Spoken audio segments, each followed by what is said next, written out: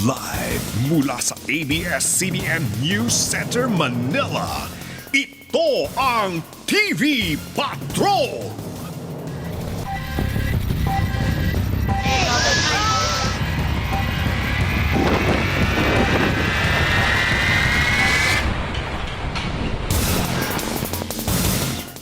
Bayan, pinadapa ng super bagyong Yolanda ang maraming probinsya sa Visayas mula nang ito'y maglandfall kaninang madaling araw sa may Giwan, Eastern Samar. Marami pong lugar ngayon sa naturang lugar ang walang kuryente at bagsak ang komunikasyon. Pero kaninang alas 4 po ng hapon, nakausap pa namin sa telepono si kasamang Ted Filon na naroon ngayon sa Tacloban City sa Leyte. Ayon po kay Ted, mas malala pa ang pinsalang iniwan ng super bagyong Yolanda kung ikukumpara sa bagyong Sendong noong 2011.